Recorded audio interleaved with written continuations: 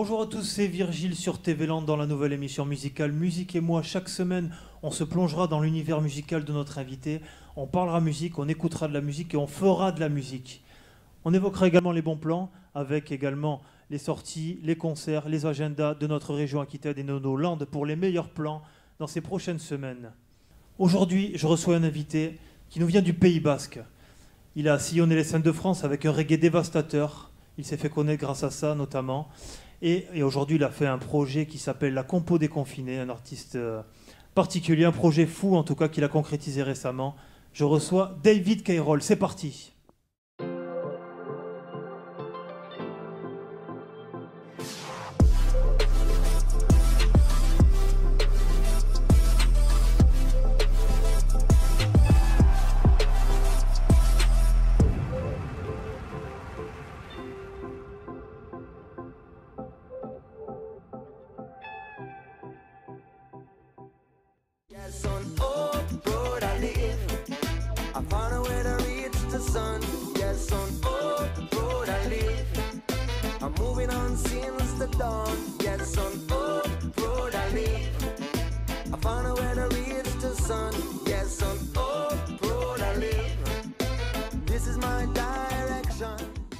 Bonjour David, très heureux de t'accueillir sur Musique et moi dans la nouvelle émission de TV Land.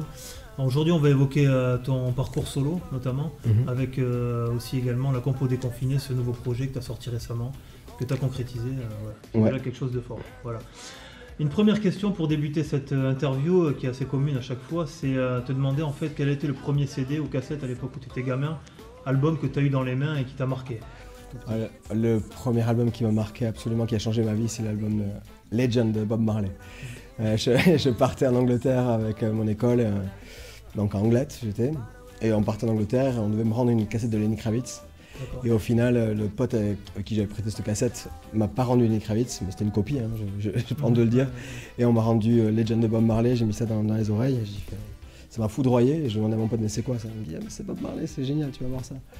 Et ça m'a pas lâché depuis ce jour-là, et je crois que ça a guidé toute ma vie, puisque ça m'a donné envie de faire de la musique par la suite. Ouais.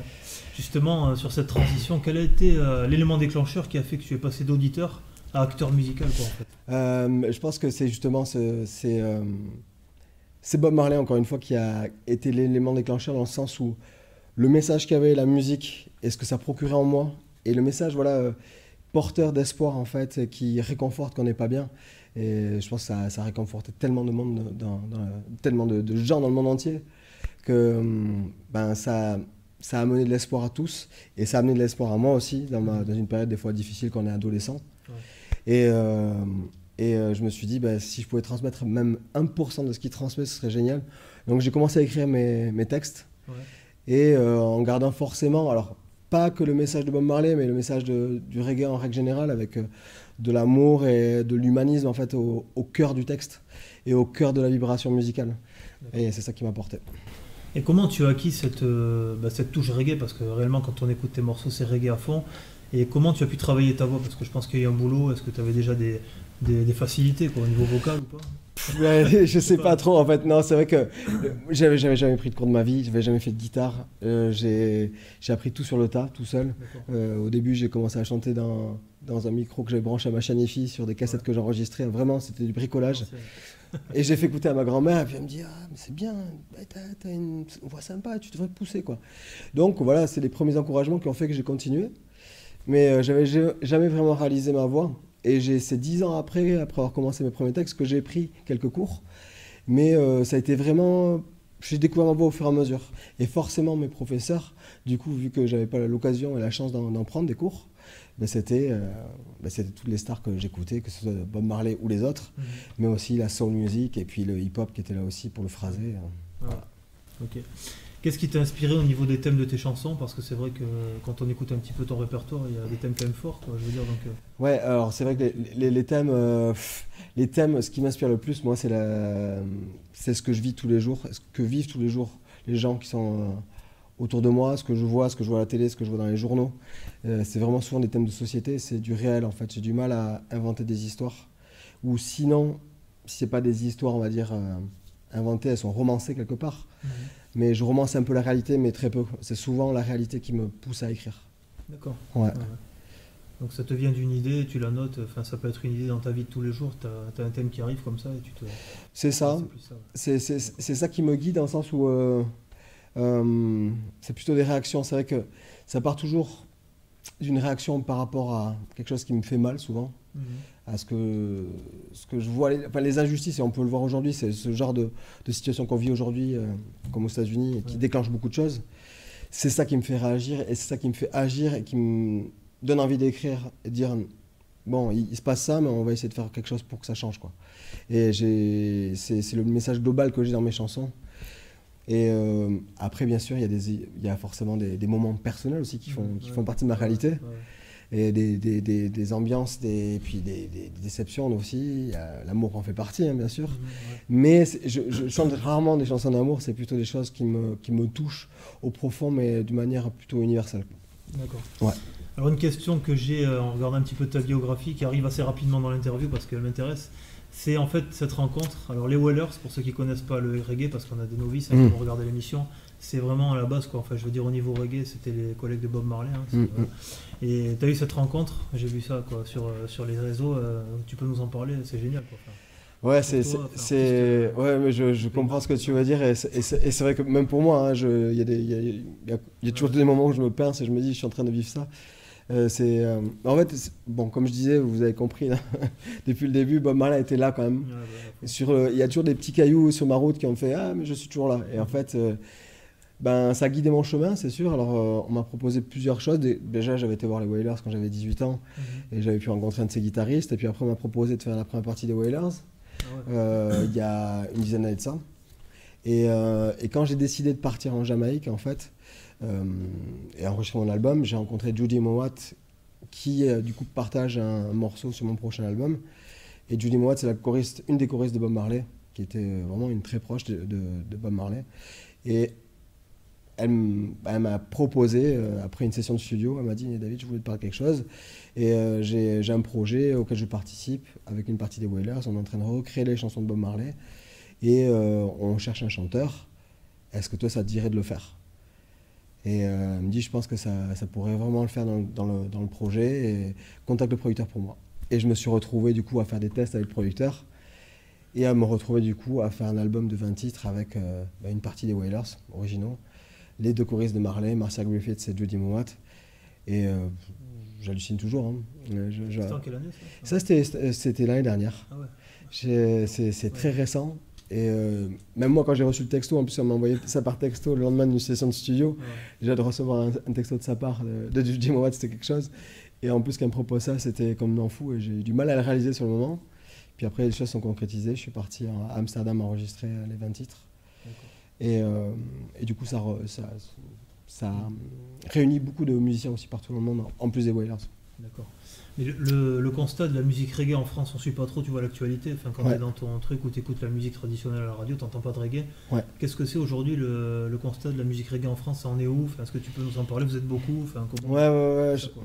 Alors, comment je pourrais le décrire? C'est vrai que j'ai un regard très différent peut-être de la plupart de ceux qui sont dans le reggae français depuis longtemps, parce que j'ai jamais vraiment été assimilé complètement à ce milieu-là jusqu'à présent, parce que c'est vrai que j'avais métissé ma musique avec de la soul, du hip-hop, donc je n'étais pas un pur artiste reggae.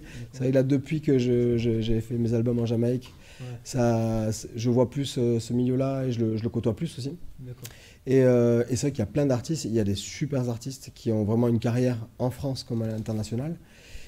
Et alors c'est sûr que, d'après ce que j'entends aussi dans l'entourage, c'est que le reggae est en train un peu de décliner en France, mais moi je crois que c'est quelque chose c'est des cycles en fait.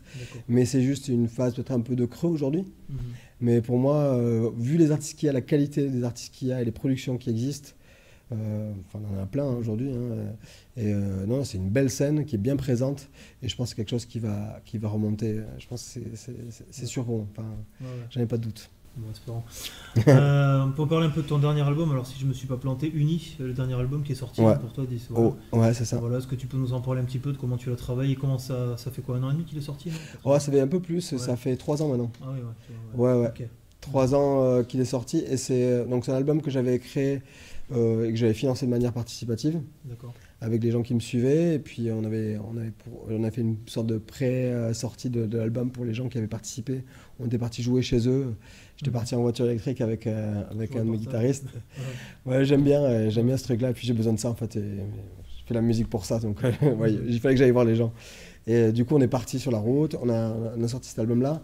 Et cet album-là, je l'ai fait avec mon équipe, donc on va dire Pays Basque et Landes, parce que c'est mélangé. Mon équipe était du Sud-Ouest. Et c'est un album qui était réalisé par Jérôme Martineau, un artiste qui est originaire de chez vous aussi. Voilà. Et donc c'était un album très métissé, dans lequel j'ai voulu mettre toutes mes influences, justement, pas que reggae, mais avec pas mal d'influences soul et hip-hop, justement. Mais qui avait une vision, voilà, il s'appelait You and I en anglais, toi et moi, ou Winnie en français. Non, mais c'était les deux. Hein. Non, c'était la double prononciation et c'était à moitié en français, à moitié en anglais, donc ça va. Et du coup, cet album-là, c'était une sorte d'album concept où je parlais justement de comment on pouvait vivre ensemble tous. Et le thème commun, c'était vraiment cette réunion, en fait. Et donc, c'est la base de ce projet-là qui a fait son bonhomme de chemin depuis. Voilà. Très bien, alors là on va regarder un clip extrait d'un projet que tu as initié, donc on s'en lavait les mains, c'est le clip de la compo déconfinée qu'on va écouter, qu'on va regarder, je vous laisse l'apprécier, on se retrouve après pour la suite de l'interview avec David Cayrol, toujours avec nous. Merci. J'ai lu le thermomètre dans la fièvre m'a pris. La virus, la virale, comme l'âme agit. Pique le rappel, enquisté sur vie. Sur mon long fleuve tranquille. Je ne me suis pas méfiée. Vous les frappez dans le mille. Par l'invisible. On s'en lavait les mains. Là nous l'avons en nous. Nos vies ne valent rien si l'on avale tout. Nous l'avons pour demain. Dansez à genoux. Relevons-nous enfin. Faisons de nos jeux à nous. Florence nous a rejoint, qui fait partie de la compo déconfinée, bonjour. Bonjour Virgile. Ok, donc on va continuer de parler un petit peu de ce clip qu'on vient de regarder dans l'émission. Je voulais savoir comment t'es venue l'idée, David, d'initier ce gros projet quand même hein, pendant cette période de confinement. Comment ça en fait, c'était assez basique. En fait, j'étais à la maison et j'ai pris ma guitare pour composer un peu, jouer en fait, comme je fais souvent en fait. Et puis j'ai un peu bloqué en écrivant le texte, en jouant la mélodie. Je me suis dit, ce serait génial quand même de pouvoir écrire ça avec quelqu'un d'autre. Puis vite est venue en fait l'idée de me dire, mais en fait non, il faut que je l'écrive avec plein de gens. On vit tous le même truc, on est tous enfermés chez nous. Ce serait énorme si on arrivait à écrire une chanson sur Facebook, tous ensemble. Alors c'est un truc que je fais moi d'habitude dans les écoles, les établissements scolaires et sociaux, mais j'avais jamais fait ça sur Facebook. C'était un challenge pour moi aussi. C'était une vitrine, tu vois. Ouais, voilà, et puis là, je me suis dit, autant utiliser l'outil qu'on a là, quoi, puisqu'il nous restait que ça. Et donc j'ai envoyé une petite vidéo sur Facebook le soir même, et j'ai dit, si ça vous dit, on écrit une chanson ensemble. Mais bon, moi j'ai dit, si on est 10, on pourra faire la chanson, en dessous, ce sera compliqué. Et au final, on s'est retrouvé avec 170 personnes qui se sont inscrites, quoi. Donc tu as pris tout le monde, tout ce qui est postulé, pratiquement, ouais, d'accord. Oui. Au départ, j'avais dit que je voulais pas de limite et qu'on arriverait à trouver une entente pour faire la chanson et aller jusqu'au bout. Et ça s'est révélé vrai parce que ça a marché. Et c'est vrai qu'en général, quand je fais ces ateliers d'écriture avec les jeunes et le public, je mise sur la magie et puis l'instinct en fait. Et à chaque fois ça marche, il y a la magie qui opère. Et je me suis dit, ce sera pareil là et ça va le faire. Et à partir du moment où on y croit, ça le fait, quoi. Ça l'a fait. Florence, oui, effectivement, est-ce que tu peux nous refaire un petit peu le contexte de l'annonce que tu as vue? Qu'est-ce qui t'a fait en fait avoir l'envie de participer au projet? Est-ce qu'on t'a motivé, je sais pas, ta famille? Oui, je me suis motivée toute seule parce que quand j'ai vu la publication de David, c'était donc la fin de la première semaine de confinement. Et quand j'ai lu ce qu'il proposait, donc participer à l'écrit d'une chanson, je me suis dit, mais c'est génial en fait, parce que c'est vrai qu'on est chez soi, on est tout seul ou en famille, tandis que là, ça permettait de poser des mots et de sortir un peu justement ses émotions, tout ça, parce que ça parlait une chanson donc sur le contexte, sur ce qu'on vivait, donc quelque chose d'étrange, d'unique. Ouais. Et donc voilà, ça a fait beaucoup de bien. C'était très constructif, très positif. Et voilà, puis après... il y avait un beau groupe, ouais. C'est vrai que Ouais. c'était très vivant. Et comme tu dis, très positif. Et tous les gens étaient bienveillants. Exactement. Ouais, c'est vrai. Exactement. Puis quelque part, on est partis un peu tous sur la même longueur d'onde. Et la semaine d'après, donc, David a proposé de faire un premier rendez-vous, donc pour parler un petit peu de tout ça, la chanson, et puis voilà, puis après les thèmes, Ouais, et c'est parti. C'est structuré comment? T'as chanté toute la chanson, il a coupé juste la partie, ou t'as fait juste un petit, je sais pas, t'as écrit une petite partie et puis tu l'as chantée, ou comment ça s'est passé? Alors à la base, on a chacun écrit, David nous a demandé en fait d'écrire chacun quelques phrases ou quoi. quelques vers en fait. Quelques vers, voilà. Sur- Donc, donc je me suis concentrée sur vraiment ce que j'avais, ce qui m'arrivait en fait. Pour préciser un peu ça, en fait, c'est que, c'est vrai qu'on a écrit un plan de chanson. Ouais. Et par la suite, on a scénarisé en fait la chanson, on a dit comment on veut la raconter. Et du coup, on a planifié cette chanson sur des couplets et des refrains. Ouais, Et donc, on a réparti en fait chacun Oui. d'entre vous en fait sur des couplets. Et le refrain, c'est toi qui l'as écrit en fait? Non, c'est aussi toutes les personnes. Tout a été écrit par les gens, sur la musique comme le texte. Et donc, on a réparti au fur et à mesure. Et l'idéal, c'est de faire chanter après. Je gardais à chaque fois au moins une petite phrase de chacun. Et l'idée c'était qu'au moins ceux qui avaient écrit cette petite phrase ils la chantent quoi. Et j'ai essayé de garder cette dynamique là, des fois pas mais la plupart du temps c'est ça quoi. Ouais. Il y a eu 3 groupes parce que c'est vrai que comme on était nombreux, donc du coup on a structuré en 3 groupes et voilà. Ouais. Alors les bases, C'est moi le message de ce morceau, c'est pas forcément la prévention, enfin on s'en lavait les mains, vous le dites sur le refrain, mais c'est pas les trucs, tu sais, procéduriers qu'on peut entendre. Non. C'est plus l'unité et l'amour quoi, qui sont prônés, le retour à la famille, c'est un peu ça, non? J'ai Complètement. évoqué. Ouais, c'est vrai. C'est un message d'amour, d'espoir et voilà par rapport à tout ce qui se passe et notamment par rapport effectivement à la terre quoi. Et, c'est beaucoup. C'est une prise de conscience aussi, Ouais. parce que beaucoup de personnes, et en fait c'est ça qui était beau, c'était de débattre autour de ce qui se passait vraiment sur Terre à ce moment-là, ce qu'on était en train de vivre, et quels enseignements on en tirait en fait. Et c'est vrai que là, le regard de chacun, et beaucoup ont ressorti ça alors qu'on était nombreux, hein. Mais il y avait quand même se dire, bon là je crois qu'on a merdé en fait, et que la Terre nous dit, bon les gars, il faut arrêter de rigoler. Là, je joue plus parce qu'il n'y a plus assez pour tout le monde. Et donc là, on a pris cette conscience-là. Et c'est là où Joël, qui est une des participantes, a dit, on s'en lavait les mains, mais c'est vrai, on s'en lavait les mains avant, et maintenant on s'en lave les mains parce qu'on s'en est foutu avant. Quoi. Et il y a beaucoup de jeux de mots. Ouais, c'est ça. Ouais. Donc voilà le message qui est à la fois positif, mais qui est aussi concret sur notre réalité. Quoi. Pour revenir sur le confinement, finalement, bon, on va faire un petit retour en arrière. Quoi. Vous l'avez vécu comment, toi en tant que chef d'orchestre, toi en tant qu'artiste débutante? Ça a été un confinement actif pour le coup, je pense. Vas-y, je te laisse. Vas-y. Tu veux que je commence? Non, le confinement, moi je l'ai vécu de manière assez positive. On va dire de manière globale, hein, bien sûr. Il y a des points négatifs forcément parce que de voir autant de souffrances et de complications dans les hôpitaux, de manque de moyens, et tout ça, ça a été très dur à voir et à vivre. À côté de ça, plus personnellement, moi j'étais chez moi, je voyais ça, mais c'était un moment aussi de pause pour moi, et d'introspection, de partage avec les autres d'une autre manière en fait, et de création, c'était un moment de création, et puis une pause, et donc j'étais plutôt positif, et puis bon voilà, toute cette aventure je l'ai bien vécue, même si elle a été fatigante à la fin, parce qu'il fallait monter des choses. Oui. Voilà. Et toi de ton côté? Moi de mon côté, au début ça a été plein d'émotions. C'est vrai que tout ce qui se passait, et, voilà, donc à travers le monde, ici. Donc voilà, donc beaucoup d'informations par-ci par-là. Donc à un moment donné, je me suis dit stop, je coupe tout. Les médias, etc. Parce que voilà, beaucoup trop. Et après, effectivement, se remettre un petit peu sur l'instant présent et faire des choses constructives, notamment la chanson et d'autres actions. D'accord. Ce qu'on peut dévoiler, c'est quand même que il y a toutes les régions, il y a la région des Landes, enfin le département des Landes, le Pays Basque, tout le monde est représenté quoi. Même au niveau international, je voulais quand même en parler. Ouais. Avec le néerlandais, finalement, c'est un batteur, non, un guitariste. Ouais, c'est un batteur, Un c'est le batteur. producteur justement du voilà. projet Notamment. Bob Marley D'accord, voilà. qui joue dessus. C'est énorme.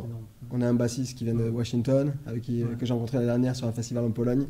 Ouais. On a des chanteurs et des participants expatriés, on va dire, qui vivent en Cambodge, en Nouvelle-Calédonie, en Jamaïque. En Jamaïque, oui. Énorme. On a une Française qui vit en Jamaïque qui a participé aussi au Ouais. projet.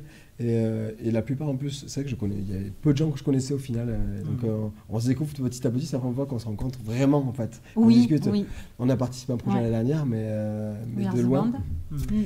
Oui, sur Dax, ouais, effectivement. Oui, C'est ça. mais c'est vrai qu'on était tout le temps nombreux en fait, donc du coup on se voyait C'est ça. de loin et Dans une masse. dans une masse. Et là, c'est vrai que bon, je vais découvrir petit à petit les gens au fur et à mesure. Ouais. Et puis je Ça vais continuer permet- cet été Oui. pour les concerts qu'on va faire chez l'habitant aussi. Ouais, ça permet d'évaluer aussi ta fanbase, on va dire, entre guillemets, enfin, les gens qui te suivent aussi sur les réseaux. Quoi. Ouais, Parce ouais. qu'en tant qu'artiste, tu n'as peut-être pas forcément la vision de ces gens, tu les vois sur internet, mais tu les connais pas. C'est ça. De les rencontrer, quoi. Bah, complètement, Ouais, c'est, c'est ça brise aussi ce truc-là de piédestal, des fois artiste Ouais. public. Mm. Et enfin, moi j'ai toujours voulu garder quelque chose de proche avec les gens qui me suivent, mais après c'est toujours difficile parce qu'il y a une masse aussi, toujours Mhm. pareil. Et puis on n'a pas le temps, et puis on est sur d'autres choses, et les réseaux prennent beaucoup de temps. Donc du coup, de renouer le lien comme ça, c'était aussi l'objectif de cette pause qui nous a Oui. été offerte, quoi. Ouais, complet. Ouais, ouais. Ce qui est extraordinaire, c'est qu'en fait, justement, on se dit on est seul et en même temps, pas du tout. Parce que ce que David a créé, c'est vraiment Mhm. beaucoup de voilà, ce côté humain et artistique. Et le fait qu'on soit chacun dans son salon, mais finalement, voilà, on partage avec les autres personnes et voilà, beaucoup de bienveillance Ok. et de bonnes Mais choses. c'était beau à voir, hein, parce que en fait, j'ai créé ce projet-là, mais ça m'a dépassé vraiment, Mhm. parce que je pensais pas qu'il y aurait autant d'engouement et qu'il y aurait cette entente-là que ça crée aussi, parce qu'il y en a, ils ont vraiment des liens qui sont créés quoi, entre les personnes, qui s'écrivent entre eux, qui vont sans doute se Ouais. rencontrer. Et ça, génial, ça a créé une famille que Ouais.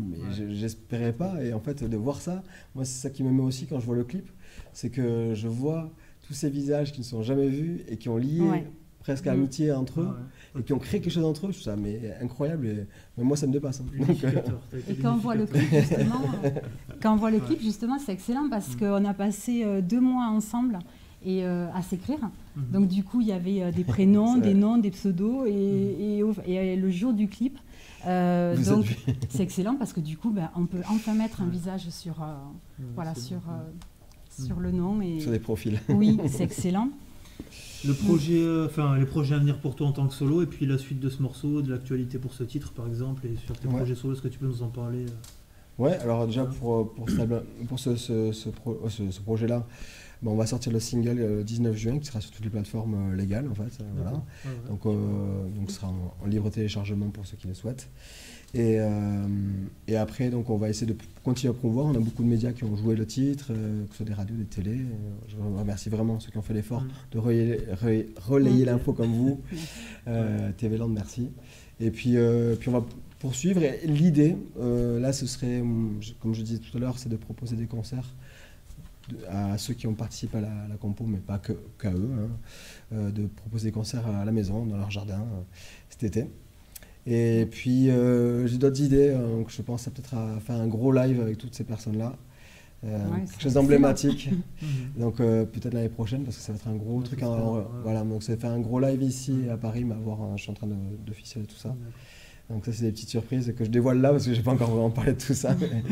Et puis voilà, et puis personnellement, moi j'ai sorti déjà 3 singles de mon prochain album que j'ai enregistré l'année dernière en Jamaïque, et je vais sortir un prochain single à la rentrée, et l'album sortira en février prochain. Parce qu'on a décalé, justement en raison du Covid, on a décalé beaucoup de choses qui devaient sortir cette année. D'accord, ouais. Et puis la route des concerts devrait reprendre. Un dernier mot sur les Landes, juste, est-ce que vous pouvez nous parler des Landes, d'autres départements? Qu'est-ce que votre attachement à ce département, tous les deux, rapidement?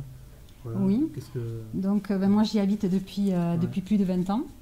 Donc magnifique région bien sûr, avec plein de belles traditions et voilà, et donc heureuse d'y vivre et de rencontrer de belles personnes. Voilà, il y a plein de beaux projets beaucoup effectivement de festivals, de spectacles. Ouais, c'est très vivant et très riche. Moi, j'ai beaucoup de souvenirs dans les Landes, que ce soit des concerts, des enregistrements. J'ai beaucoup enregistré parce qu'un de mes ingé son avec qui je travaille en studio, qui a enregistré mes 2 albums, est landais. Et il vit maintenant à l'ITMX, mais c'est un Landais, il a grandi à Tarnos. Et puis j'ai joué avec beaucoup de musiciens des Landes aussi. Donc, il y en a plein d'ailleurs qui ont rejoint la compo, les confinés. Et donc des souvenirs des visages, des sourires, des festivals, des concerts, puis plein d'assauts aussi. Et un vivier culturel hyper dynamique.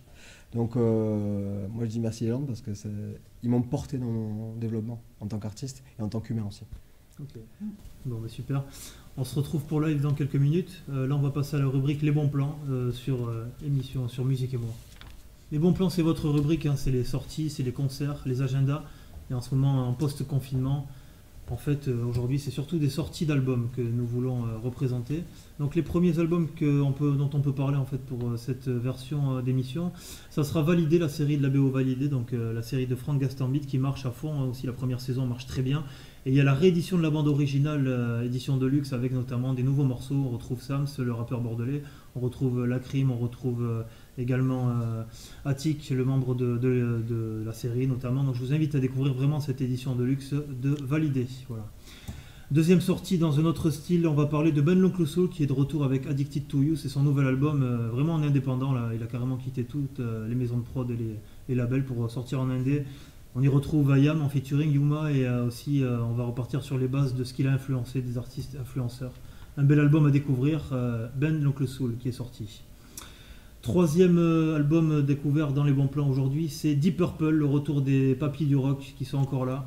La voix est toujours là, ils sont de retour avec un nouvel album aussi qui s'appelle Whoosh. Donc un retour aux racines de Deep Purple selon les membres du groupe, voilà, avec 50 ans de carrière, quoi. Donc pour les anciens, vous avez suivi le début. Et ils sont encore là en 2020. Et le dernier album qu'on va découvrir, en fait, c'est Thomas Dutronc qui sort le dernier album, le Frenchie, avec plutôt un son, on va dire, crooner, avec il revisite les standards du jazz sur cet album, qui est sorti récemment. Je vous rappelle que donc le single, la compo des confinés, en fait, les bénéfices sont reversés en fait aux associations caritatives, aux actions caritatives, donc c'est une belle opportunité aussi, c'est une belle initiative, on va dire. Tu vas nous faire un petit live, c'est la surprise et le petit cadeau de l'émission. Avec grand plaisir. Je vais vous chanter All Proud, c'est mon dernier single que j'ai sorti en février dernier à Kingston. Et voilà, puis c'est une des premières fois que je le fais vraiment en télé en France. Parfait, l'exclu pour TV Land. Yes. Merci. Celle-là s'appelle All Proud pour TV Land aujourd'hui. All Proud. Here I am, a little young boy, living as a babe alone. I've just turned 14 years young, old enough to hear the call. I grew up in a French town by the name of Bayonne. But I am from Trenchtown, the voice of a lion roar. Yes, on Old Road I live. I found a way to reach the sun. Yes, on Old Road I live. Moving on since the dawn. Yes, on Old Road I live. I found a way to reach the sun. Yes, on Old Road I live. This is my direction, yeah. Now I'm cruising in the city, looking all around, searching for a place to be, guided by the sound. If home is in my head, earth is my playground. I'm gonna play for my rebirth, and I'm gonna sing out loud. Yes, on Old Road I live.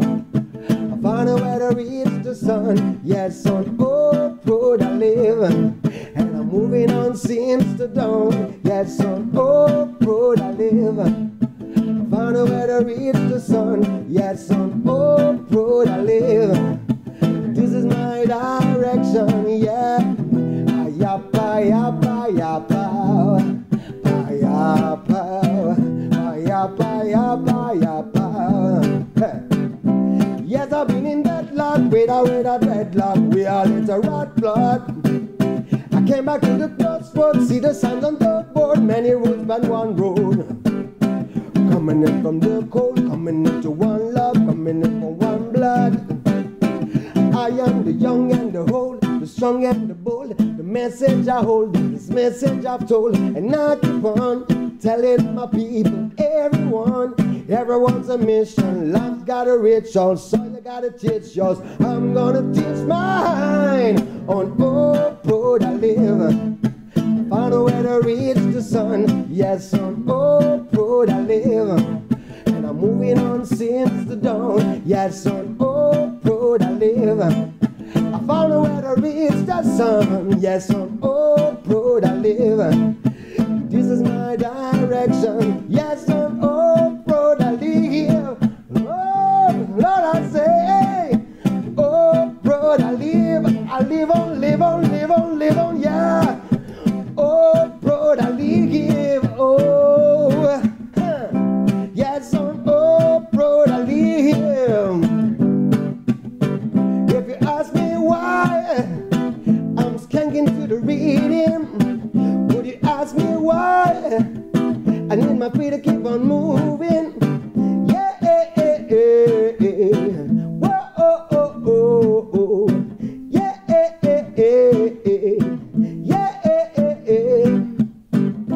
yes, on Old Road I live.